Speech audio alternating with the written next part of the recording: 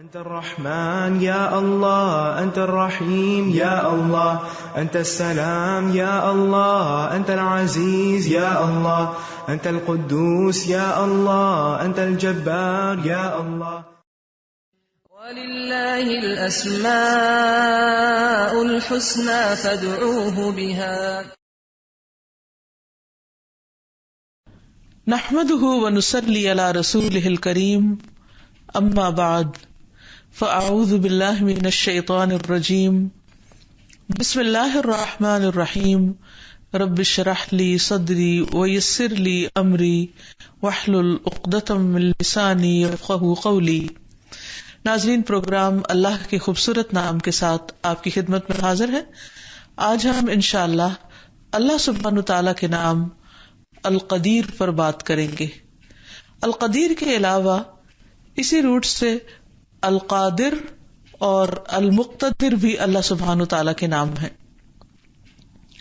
القادر کا معنی ہے مکمل قدرت رکھنے والا، القدیر دائمی قدرت رکھنے والا، اور المقتدر اقتدار والا.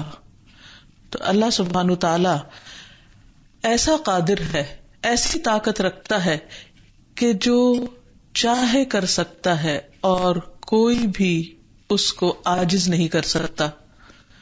اول سے آخر تک ہر چیز پر مکمل کنٹرول اسی کا ہے. اسی نے کسی کی بھی مدد کے بغیر یہ تمام دنیا پیدا کی اور ان کی تقدیریں بنائی. ہر چیز کو ایک اندازے کے ساتھ پیدا کیا، جس کو جو چاہے سائز، رنگ، کلر، ہر چیز عطا کی، اور اس معاملے میں کسی اور کا کوئی مشورہ اس کو نہیں ملا اور نہ ہی اسے اس کی کوئی ضرورت تھی. تو آئیے دیکھتے ہیں کہ قرآن و سنت کی روشنی میں ہمیں اس نام کے بارے میں کیا تعلیمات ملتی ہیں، کیا رہنمائی ملتی ہے. سب سے پہلی چیز تو یہ کہ اللہ سبحانہ وتعالی ہر چیز پر پوری طرح قادر ہے. ہر چیز اس کی ملکیت میں ہے، اس کے کنٹرول میں ہے، اس کے اختیار میں ہے، اور اس میں اس کا کوئی بھی شریک نہیں. فرمایا وَلِلَّهِ مُلْكُ السَّمَاوَاتِ وَالْأَرْضِ وَاللَّهُ عَلَى كُلِّ شَيْءٍ قَدِيرٌ. آسمانوں اور زمین کا مالک اللہ ہی ہے، اور اللہ ہر چیز پر پوری طرح قادر ہے. کوئی چیز ایسی نہیں جو اس کی مرضی کے خلاف دم مار سکتی ہو یا اپنی مرضی کر سکتی ہو. پھر اسی طرح ایک اور جگہ پر فرمایا تبارک الذی بیدہ الملک وہو علی کل شیء قدیر. بہت بابرکت ہے وہ ذات جس کے ہاتھ میں پوری کائنات کی سلطنت ہے، ملکیت ہے، اور وہ ہر چیز پر پوری قدرت رکھتا ہے. وہ اپنی ہر بات کو منوا سکتا ہے، کروا سکتا ہے. اللہ تعالیٰ فرماتے ہیں وَإِنَّا عَلَىٰ أَن نُرِيَكَ مَا نَعِدُهُمْ لَقَادِرُونَ. اور جس عذاب کی انہیں ہم دھمکی دے رہے ہیں وہ عذاب آپ کو دکھانے پر ہم پوری طرح قدرت رکھتے ہیں. نہیں، اگر ہم کسی قوم کو، کسی بستی کو ملیا میٹ کرنا چاہیں تو ہم اس پر پوری قدرت رکھتے ہیں اور کوئی ہمیں اس سے روک نہیں سکتا. لیکن یہ اللہ تعالیٰ کی رحمت ہے کہ وہ گناہگاروں کو بھی مہلت دیتا رہتا ہے. اور پھر اللہ سبحانہ وتعالیٰ کے علاوہ وقتی طور پر، محدود طور پر بندوں کو یا اور مخلوق کو اللہ تعالیٰ نے اگر کوئی بھی قدرت دے رکھی ہے تو بہت ہی لمیٹڈ ہے، اور اس میں کمی بیشی بھی ہوتی رہتی ہے، اور وہ بہت ناقص بھی ہے. بہت دفعہ انسان کے پاس کسی کام کے کرنے کی قدرت ہوتی ہے لیکن وہ اپنی کمزوریوں کے باعث کر نہیں پاتا. مثلا انسان کے اندر قدرت ہوتی ہے کہ وہ اپنا غصہ کنٹرول کر سکے، لیکن اپنی کمزوری کی وجہ سے وہ نہیں کر پاتا. اسی طرح بھوک کنٹرول کرنا نہیں کر پاتا. اسی طرح کسی کے ساتھ ظلم و زیادتی سے بچنا یا گناہ سے بچنا، یہ تمام چیزیں اللہ تعالیٰ نے انسان کے اندر ودیت کر رکھی ہیں، اسی لیے اس سے اچھے عمل کا مطالبہ ہے. لیکن ہم دیکھتے ہیں کہ بہت دفعہ انسان قدرت رکھنے کے باوجود بھی کر نہیں سکتا اپنی کمزوریوں اور اپنی خواہشات کی پیروی کی بنا پر. پھر اسی طرح اللہ تعالیٰ نے بعض بندوں کو بعض بندوں پر بھی قدرت دی ہے، یعنی ان کو ان کے تابع کر دیا ہے، ان کے بس میں کر دیا، ان کے کنٹرول میں دے دیا ہے. جیسے پہلے زمانے میں غلامی کا رواج تھا تو ملک یمین یعنی دائیں ہاتھ کے جن کے مالک ہوتے تھے، یعنی لونڈی غلام وغیرہ. لیکن ان کے بارے میں بھی نبی صلی اللہ علیہ وسلم نے یہ تعلیم دی کہ تمہارا رب اس سے زیادہ تم پر قدرت رکھتا ہے، یعنی اگر ان کے ساتھ تم نے کوئی زیادتی کی یا کسی قسم کا کوئی ان پر ظلم کیا تو اللہ سبحانہ وتعالیٰ کی پکڑ سے غافل نہ ہونا.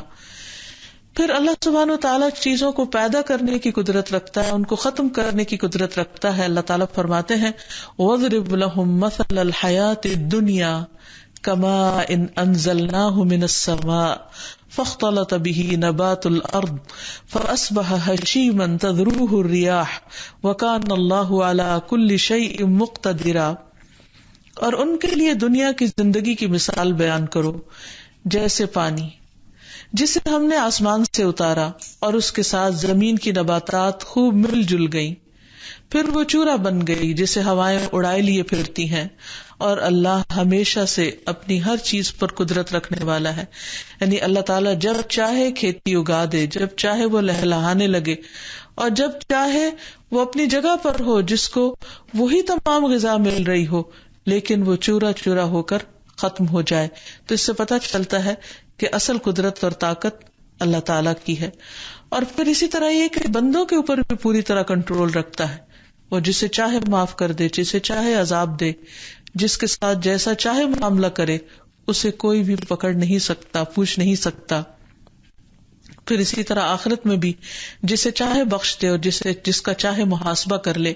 فرمایا للہ ما فی السماوات وما فی الارض وان تبدوا ما فی انفسکم او تخفوه یحاسبکم بہ اللہ فیغفر لمن یشاء ویعذب من یشاء واللہ علی کل شیء قدیر.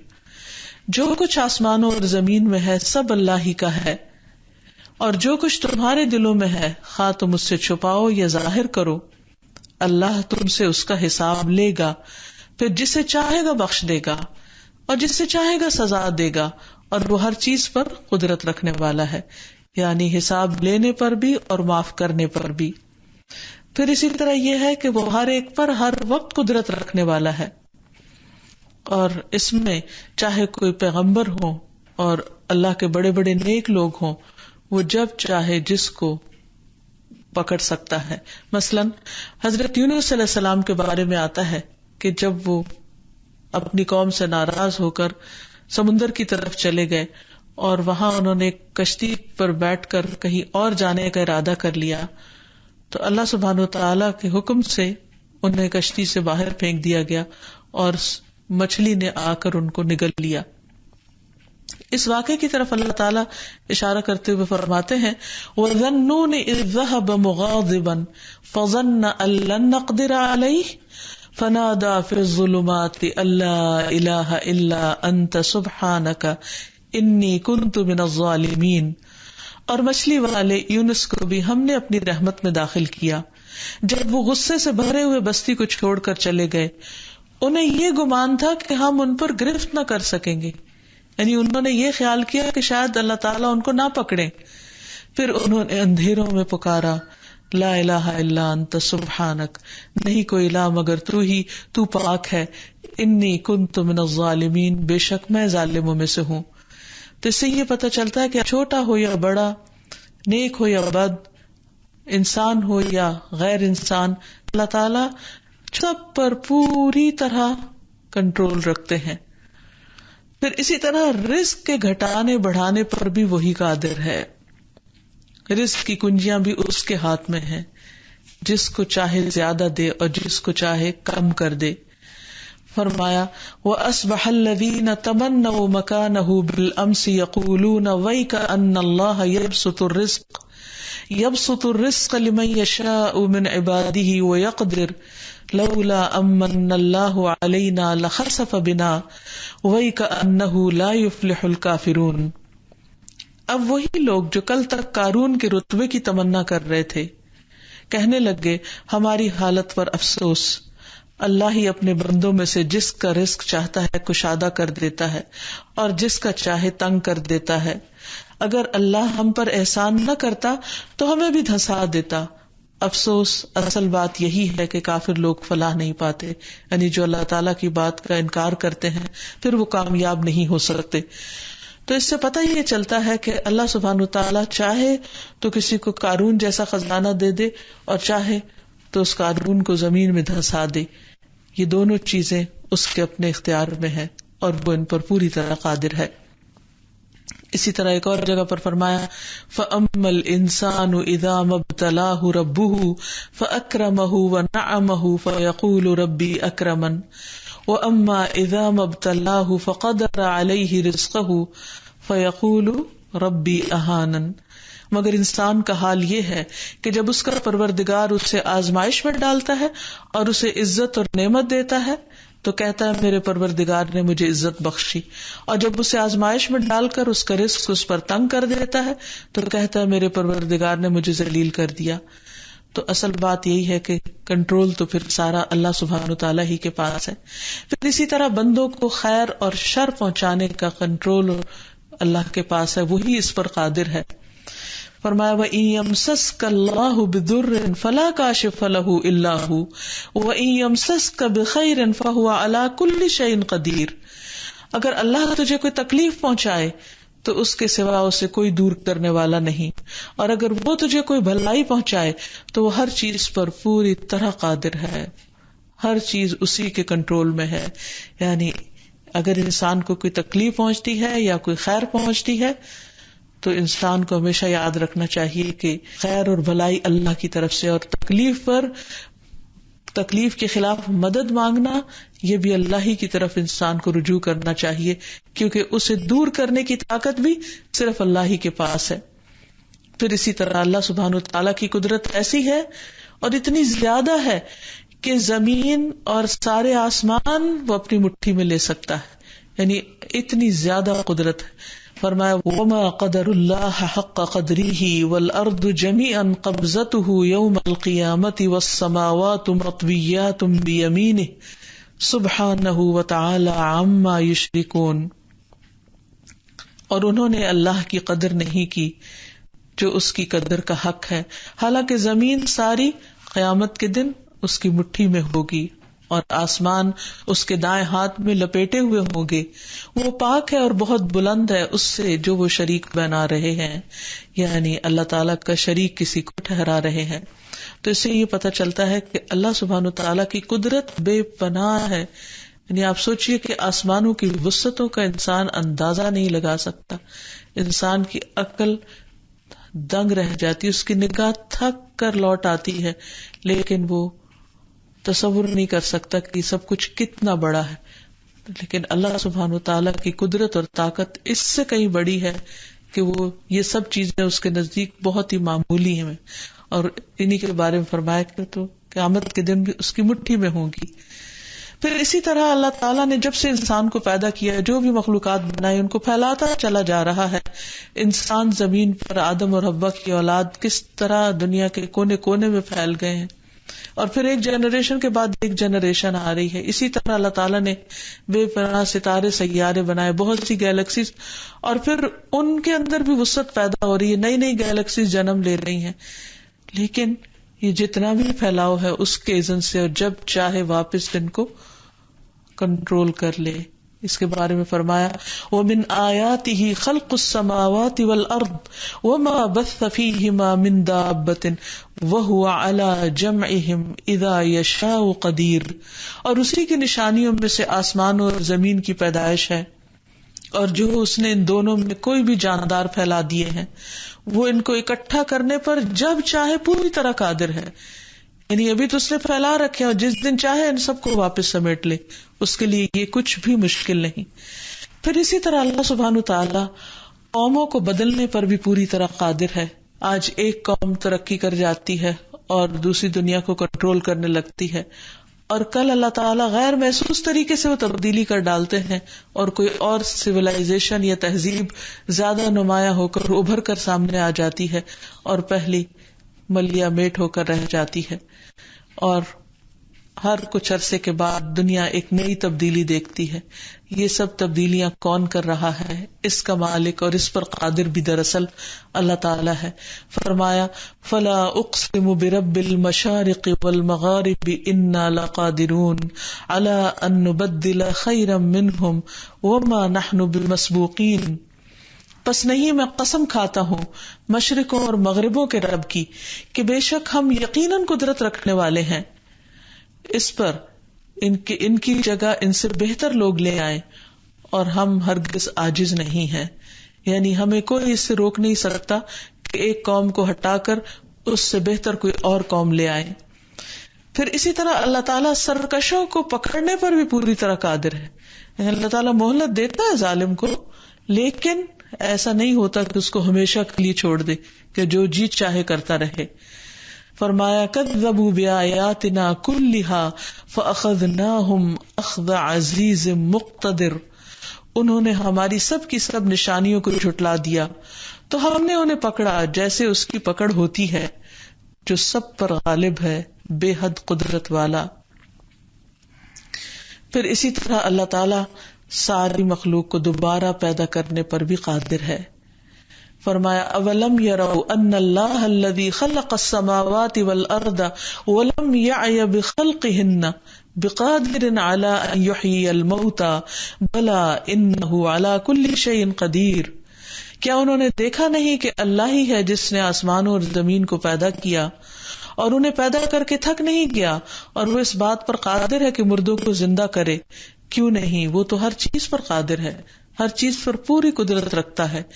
یعنی وہ عدم سے وجود میں لاتا ہے اور پھر زندہ کو مردہ میں بدل دیتا ہے، اور پھر ان کی مٹی زمین میں جب مل جاتی ہے تو جب چاہے اس کو واپس نکال کر دوبارہ انسان بنانے پر پوری طرح قادر ہے. پھر اسی طرح قرآن مجید میں ایک واقعہ میں ملتا ہے کہ ایک شخص کو اللہ تعالیٰ نے 100 سال تک مارے رکھا اور پھر اس کو دوبارہ زندہ کر دیا اور اس کے گدھے کو بھی زندہ کر دیا. تو اس سے بھی پتہ چلتا ہے کہ وہ زندہ کرنے پر پوری طرح قادر ہے.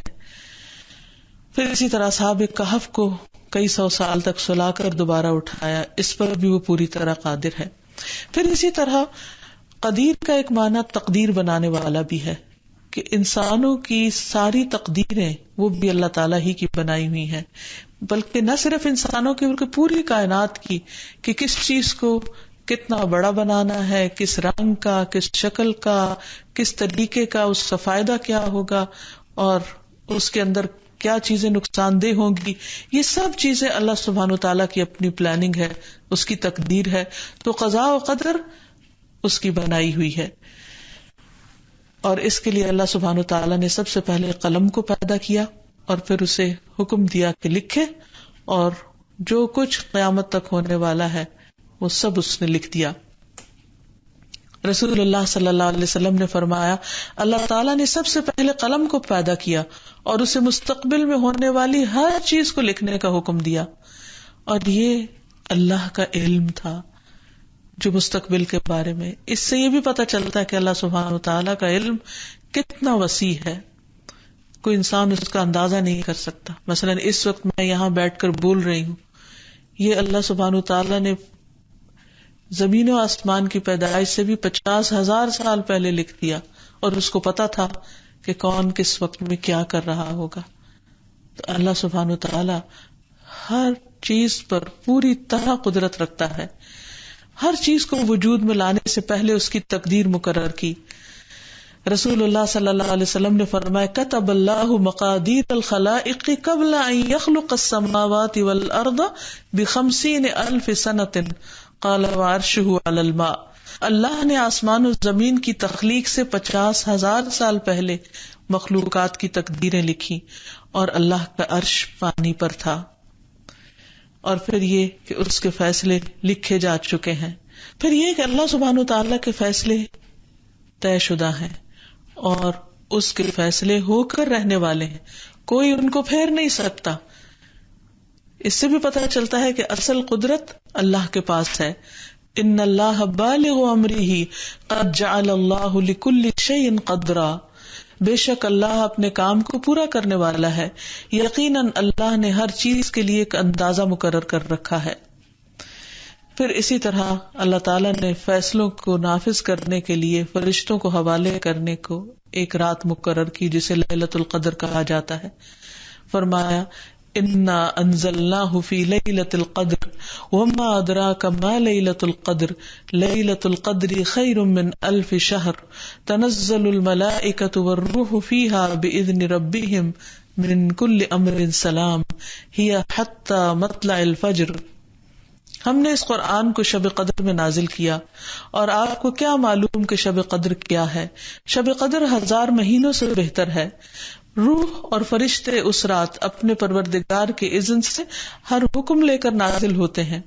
وہ رات سراسر سلامتی ہے طلوع فجر تک، یعنی اللہ سبحانہ وتعالیٰ نے لوح محفوظ میں سب کچھ لکھ رکھا ہے، لیکن سالانہ بجٹ لیلۃ القدر کو فرشتوں کے حوالے کیا جاتا ہے تاکہ اس کو امپلیمنٹ کریں، اور یہ بھی اللہ تعالیٰ کا اپنا فیصلہ ہے۔ پھر اللہ سبحانہ وتعالیٰ نے ہر چیز کا طریقہ مقرر کرنے کے بعد اس کو وہ طریقہ سکھا بھی دیا، اس کو وہ راہ بھی بتا دی۔ فرمایا سبح اسم ربک الاعلی الذی خلق فسوی والذی قدر فہدی، اپنے پروردگار کے نام کی تسبیح کیجیے جو سب سے برتر ہے، جس نے پیدا کیا، اسے درست کیا، اور جس نے اس کی تقدیر بنائی پھر راہ دکھائی۔ یعنی اللہ تعالیٰ نے ہر چیز اس کے لیے بنا کر پھر اس کو استعمال کرنے کا طریقہ بھی بتایا۔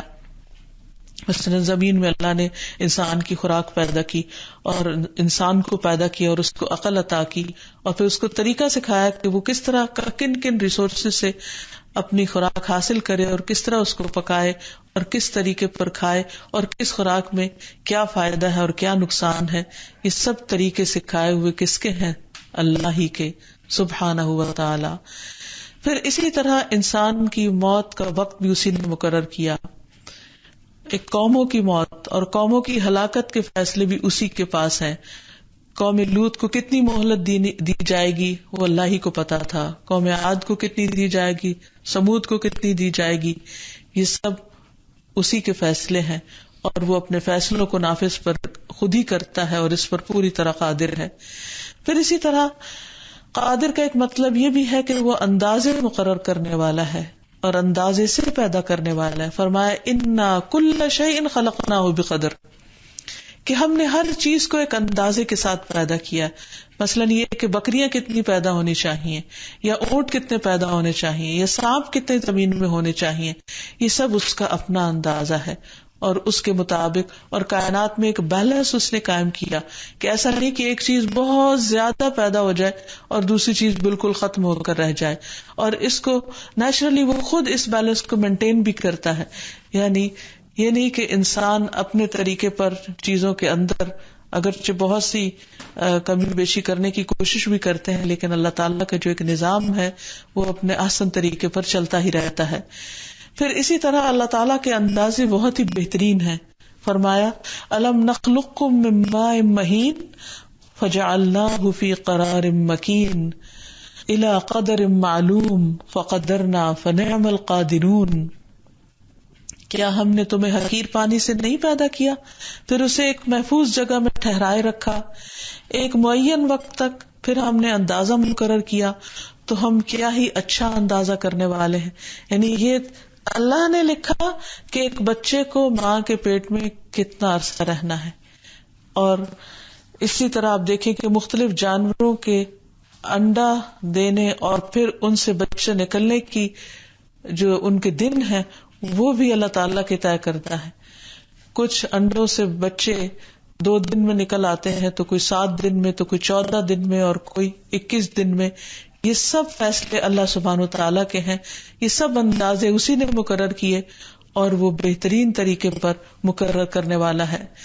پھر اسی طرح انسان کی تخلیق کن کن مرحلوں میں ہوگی، کتنے اتوار سے انسان گزرے گا، کتنے مہینے بعد پیدا ہوگا، اور اس میں بھی کس دن اور کس گھنٹے پر وہ پیدا ہوگا۔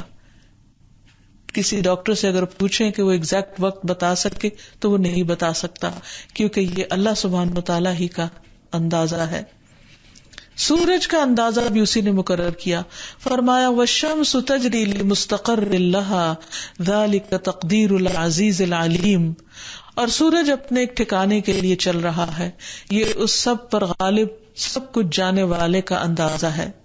اور سورج اپنے ایک ٹھکانے کے لیے چل رہا ہے، یہ اس سب پر غالب سب کچھ جاننے والے کا اندازہ ہے کہ سورج کو کس راستے سے گزرنا ہے اور کب تک اپنا یہ کام کرتے رہنا ہے اور کب اس کو ختم ہو جانا ہے. پھر دن اور رات کا اندازہ بھی وہی کرتا ہے. فرمایا واللہ یقدر اللیل والنہار، رات اور دن کا اندازہ اللہ رکھتا ہے کہ کس موسم میں رات کتنی لمبی ہوگی اور دن کتنا چھوٹا ہوگا، اور کب دن لمبے ہوں گے اور رات چھوٹی ہوگی، یہ بھی اس کا طے کردہ ہے، اور اس میں انسان اپنی مرضی سے کوئی تبدیلی نہیں کر سکتا. پھر اسی طرح آسمان سے جو بارش برستی ہے اس کا اندازہ بھی اللہ ہی کے پاس ہے. پھر اسی طرح آسمان سے جو بارش برستی ہے اس کا اندازہ بھی اللہ تعالیٰ ہی کرتا ہے، اندازے سے وہی پانی برساتا ہے. والذی نزل من السماء ماء بقدر فانشرنا به بلدة میتا کذلک تخرجون. اور وہ جس نے آسمان سے ایک اندازے کے ساتھ پانی اتارا، پھر ہم نے اس کے ساتھ ایک مردہ شہر کو زندہ کر دیا، یہ اسی طرح تم نکالے جاؤ گے، یعنی اسی طرح تم بھی دوبارہ پیدا کیے جاؤ گے. پھر یہ کہ بارش بھی اللہ سبحانہ وتعالیٰ کے مقرر کردہ اندازے کے مطابق اترتی ہے اور اسی کے مطابق پانی واپس بادلوں کی طرف چلا جاتا ہے. ہر روز کتنے سمندروں سے کتنا پانی اوپر جائے گا اور کتنا برسے گا اور واپس کس طرح دوبارہ سمندروں میں چلا جائے گا، یہ واٹر سائیکل جو ہے اس کا پورا سسٹم اللہ سبحانہ وتعالیٰ ہی کا بنایا ہوا ہے. انسان اپنی مرضی سے اس میں کوئی کمی بیشی نہیں کر سکتا. اللہ تعالیٰ فرماتے ہیں وَأَنزَلْنَا مِنَ السَّمَاءِ مَاءً بِقَدَرٍ فَأَسْكَنَّاهُ فِي الْأَرْضِ وَإِنَّا عَلَى ذَهَابٍ بِهِ لَقَادِرُونَ. اور ہم نے آسمان سے ایک اندازے کے ساتھ کچھ پانی اتارا، پھر اسے زمین میں ٹھہرایا، یقیناً ہم اسے کسی بھی طرح لے جانے پر ضرور قادر ہیں. اسی طرح جب برف اترتی ہے تو آپ دیکھیں کہ جب سنو گرتی ہے تو ایک وقت کے بعد رک جاتی ہے. اگر وہ رکے نہیں اور گرتی رہے تو بستیوں کی بستیاں برف کے اندر دب جائیں. لیکن اللہ سبحانہ وتعالیٰ ایک اندازے کے مطابق ہی اتارتے ہیں. پھر ایک یومیہ اندازہ ہوتا ہے، پھر ایک سالانہ اندازہ ہوتا ہے کہ کس سال کتنی بارش کہاں پر برسے گی اور کہاں نہیں برسے گی. یہ سب اسی کا طے شدہ نظام ہے. پھر اسی طرح اللہ سبحانہ وتعالی موت کا وقت مقرر کرنے والا ہے. فرمایا نحن قدرنا بینکم الموت وما نحن بمسبوقین علی ان نبدل امثالکم وننشئکم فیما لا تعلمون. ہم نے ہی تمہارے درمیان موت کا وقت مقرر کیا ہے اور ہم ہرگز عاجز نہیں ہیں اس بات سے کہ تمہاری جگہ تمہارے جیسے اور لوگ لے آئیں اور نئے سرے سے تمہیں ایسی صورت میں پیدا کر دیں جو تم جانتے نہیں، یعنی تمہاری شکلیں بدل کے کچھ اور بنا دے تمہیں. یہ تم اس کو روک نہیں سکتے، تم کچھ بھی نہیں کر سکتے. جیسے کچھ قوموں کی شکلیں اللہ تعالیٰ نے بگاڑ دی تھی اور ان کو بندر اور خنزیر بنا دیا تھا. پھر اسی طرح رسول اللہ صلی اللہ علیہ وسلم نے فرمایا جب تم میں سے کسی کی موت کسی زمین پر مقرر ہوتی ہے تو اسے وہاں جانے کی ضرورت پیش آ جاتی ہے. جب اپنے انتہا کے مقام تک انسان پہنچ جاتا ہے تو اللہ تعالیٰ اس کی روح قبض کر لیتے ہیں. تو یہ بھی اللہ تعالیٰ کا اندازہ ہے اور صرف اسی کے علم میں ہے کہ کس کو کب کہاں کس زمین پر فوت ہونا ہے.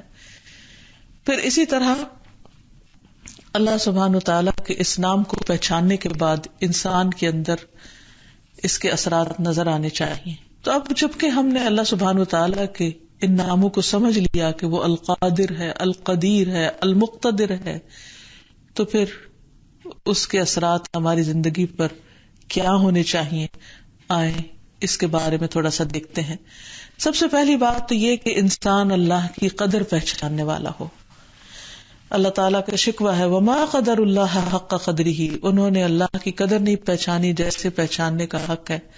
تو ہمیں اللہ تعالیٰ کی عظمت کو محسوس کرنا چاہیے اس کی قدرت کو جان کر اس کی قوت اور اس کی طاقت کا اندازہ لگائیں اور اس کے آگے جھک جائیں. پھر اسی طرح اللہ سبحانہ وتعالیٰ کی آیات پر غور و فکر کرنا چاہیے. مختلف چیزوں کے اندر جو تبدیلیاں آتی رہتی ہیں ان پر غور کرنا چاہیے اور ان سے سبق لینا چاہیے. پھر اسی طرح یہ کہ انسان اللہ تعالیٰ کے فیصلوں پر راضی رہے، کیونکہ اللہ تعالیٰ نے جو بھی کسی کی تقدیر بنائی ہے وہ بہت عدل اور انصاف کے ساتھ، اس کے کسی فیصلے میں کوئی ظلم نہیں، اور اللہ تعالیٰ کسی پر ظلم کرتا بھی نہیں. ابو سعید خدری سے روایت ہے، رسول اللہ صلی اللہ علیہ وسلم نے فرمایا، اے ابو سعید، جو اللہ کے رب ہونے، اسلام کے دین ہونے اور محمد صلی اللہ علیہ وسلم کے نبی ہونے پر راضی ہو گیا، اس کے لیے جنت واجب ہو گئی. سعید نے اس بات پر تعجب کیا اور عرض کیا، اے اللہ کے رسول صلی اللہ علیہ وسلم، ان کو مجھ پر دوبارہ شمار فرمائیں. آپ نے ایسا ہی کیا، یعنی کیا چیز دوبارہ مجھے بتائیں کیونکہ یہ جنت میں لے جانے والی. تو جو شخص تقدیر پر راضی نہیں ہوتا یا تقدیر پر اعتراض کرتا ہے وہ دراصل اللہ کی ربوبیت کو نہیں مانتا اور اللہ کے رب ہونے کا انکار کرتا ہے. تو اس لیے اللہ کے فیصلوں کو انسان خوش دلی سے قبول کرے. پھر اسی طرح اللہ سبحانہ و تعالیٰ قادر ہے تو ہمیں اللہ تعالیٰ سے محبت کرنی چاہیے. والذین آمنوا اشد حبا للہ، اپنے آپ کو اللہ کے سپرد کر دینا چاہیے اور اللہ تعالیٰ سے اچھی امید رکھنی چاہیے. اور یہ یاد رکھنا چاہیے کہ تقدیر پر ایمان لانا ضروری ہے. تقدیر پر ایمان لائے بغیر ایمان مکمل نہیں ہوتا. رسول اللہ صلی اللہ علیہ وسلم نے فرمایا، کوئی بندہ اس وقت تک مومن نہیں ہو سکتا جب تک اچھی اور بری تقدیر پر ایمان نہ لائے، یہاں تک کہ وہ جان لے کہ جو چیز اسے ملنے والی تھی وہ اس سے چوک نہیں سکتی تھی، کہیں اور نہیں جا سکتی تھی، اور جو چیز اس سے چوک گئی یعنی اس کو نہیں ملی وہ اسے کسی صورت مل نہیں سکتی تھی. اگر انسان کا اس بات پر یقین ہو جائے تو سارے غم ہی زندگی سے ختم ہو جائیں. رسول اللہ صلی اللہ علیہ وسلم نے فرمایا، کوئی شخص اس وقت تک مومن نہیں ہو سکتا جب تک اچھی بری تقدیر پر ایمان نہ لائے. اور جب انسان کو کوئی تکلیف آئے تو انسان اس وقت یہی کہے کہ قل لن یصیبنا الا ما کتب اللہ لنا، کہہ دیجئے ہمیں ہرگز کچھ نہیں پہنچا مگر وہ جو اللہ نے ہمارے لیے لکھا تھا. یعنی یہ امتحان اور آزمائش لکھی تھی وہ ہمیں آ گئی، کیونکہ اللہ تعالیٰ نے دنیا امتحان ہی کے لیے بنائی ہے. اور پھر اسی طرح یہ کہ انسان کو یہ بھی یقین ہونا چاہیے کہ جو تکلیف آ گئی ہے وہ ٹل نہیں سکتی تھی اور وہ کسی انسان کے بس اور قدرت میں نہیں کہ اس کو پھیر سکے. پھر اسی طرح تقدیر کے فیصلوں کو جاننے کی کوشش نہیں کرنی چاہیے کیونکہ اس پر گفتگو سے منع کیا گیا ہے. انسان ہمیشہ بس یہ یاد رکھے کہ ساری قدرت اللہ کے پاس ہے اور وہ اس قدرت اور طاقت کو بے جا استعمال نہیں کرتا. نبی صلی اللہ علیہ وسلم نے فرمایا، جب میرے صحابہ کا ذکر ہونے لگے تو خاموش رہنا، جب ستاروں کا ذکر ہونے لگے تو خاموش رہنا، جب تقدیر کے مسئلے کا ذکر ہونے لگے تو خاموش رہنا، یعنی تقدیر کے بارے میں بحث نہیں کرنی. ابن عباس کہتے ہیں کہ رسول اللہ صلی اللہ علیہ وسلم نے یہ بھی فرمایا کہ جس شخص نے علم نجوم حاصل کیا اس نے جادو کا ایک حصہ سیکھ لیا، اور جتنا سیکھے گا اتنا ہی زیادہ جادو میں مبتلا ہوگا. تو اس سے بھی پتہ چلتا ہے کہ انسان تقدیر کے علاوہ علم نجوم میں دلچسپی نہ رکھے. پھر اسی طرح نجومیوں کے پاس جا کر عبادات ضائع ہو جاتی ہیں. بعض لوگ غیب کی خبریں معلوم کرنے کے لیے ایسے لوگوں کے پاس جاتے ہیں جن کو نجومی یا عراف کہا جاتا ہے. تو آپ نے فرمایا، جس نے کسی ایسی چیز کے بارے میں سوال کیا تو اس کی 40 رات کی نمازیں قبول نہ ہوں گی. اور پھر آپ صلی اللہ علیہ وسلم نے یہ بھی فرمایا کہ جو شخص کسی کاہن یا نجومی کے پاس جائے اور اس کی باتوں کی تصدیق کرے تو گویا اس نے محمد صلی اللہ علیہ وسلم پر نازل ہونے والی شریعت کا انکار کیا. ایسا شخص اعلیٰ درجات سے محروم ہو جاتا ہے. ابو درداء سے روایت ہے کہ رسول اللہ صلی اللہ علیہ وسلم نے فرمایا، جس نے کہانت کی یا جس کے لیے کی گئی یا جو بدشگونی لیتے ہوئے سفر سے واپس آ گیا، یعنی نکلا تھا جانے کو تو راستے میں کہا جی کالی بلی نے رستہ کاٹ دیا اور اپنا سفر چھوڑ دیا، وہ اعلیٰ درجات تک رسائی حاصل نہیں کر سکتا. پھر ایک اور چیز یہ کہ انسان لیلۃ القدر کو پانے کی کوشش کرے اور اس میں قیام بھی کرے اور آخری عشرے میں اس کا اہتمام کرے اس کی تیاری بھی کرے. پھر یہ کہ انسان اللہ سبحانہ وتعالی سے دعا کرتا رہے کہ وہ اس کو تقدیر کے فیصلوں پر راضی کر دے اور اللہ تعالیٰ کی قدرت کے عجائب کو دیکھنے کی صلاحیت عطا کرے. پھر اسی طرح اللہ سبحانہ وتعالیٰ کی اس نام کے ساتھ دعا بھی کرے کہ ربنا اتمم لنا نورنا واغفر لنا انک علی کل شیء قدیر. اے ہمارے رب، ہمارے لیے ہمارا نور پورا کر دے اور ہمیں بخش دے، یقیناً وہ ہر چیز پر قادر ہے. اے اللہ، یقیناً تو ہر چیز پر قادر ہے. پھر اسی طرح جب انسان پر کوئی مشکل پیش آئے یا کوئی فیصلہ اس کو قبول کرنے میں دقت ہو رہی ہو تو انسان اللہ کی رضا کی خاطر یہ کہے قدر اللہ وما شاء فعل. رسول اللہ صلی اللہ علیہ وسلم نے فرمایا جو چیز تمہیں فائدہ دیتی ہے اس میں رغبت کرو، یعنی کوشش کرو، محنت کرو، فائدے کی چیزیں تلاش کرو اور اللہ سے مدد مانگو، عاجز نہ آؤ. اور اگر تمہیں کوئی مصیبت آ جائے تو یوں نہ کہو کہ اگر میں اس طرح کرتا تو یوں ہوتا، بلکہ یوں کہو قدر اللہ وما شاء فعل. اللہ نے یہی مقدر کیا تھا اور اللہ نے جو چاہا کیا، یعنی کیونکہ قدیر وہ ہے تو اسی کی قدرت نافذ ہونے والی ہے. کیونکہ لفظ اگر سے شیطان کا کام شروع ہو جاتا ہے، کاش اور اگر، اف اینڈ بٹس نہیں کرنے چاہیے. پھر اسی طرح اگر انسان کو لیلۃ القدر نصیب ہو تو اس کی دعا پڑھنی چاہیے، اور وہ دعا رسول اللہ صلی اللہ علیہ وسلم نے سکھائی ہے، اللہم انک عفو تحب العفو فاعف عنی. اے اللہ تو خوب معاف کرنے والا ہے، معاف کرنے کو پسند کرتا ہے، لہذا مجھے معاف کر دے. اسی طرح انسان اللہ سبحانہ تعالیٰ کی بڑائی کا احساس دل میں رکھتے ہوئے نماز کے اندر ہر سٹیپ پر اللہ کی بڑائی بیان کرتا ہے، اللہ اکبر کہہ کر کہ اللہ سب سے بڑا ہے. پھر اسی طرح جب رکوع میں جاتا ہے تو بھی اللہ کی عظمت بیان کرتا ہے، جب سجدے میں جاتا ہے تو اللہ سبحانہ تعالیٰ کی بلندی بیان کرتا ہے اور سبحان ربی الاعلیٰ کہتا ہے.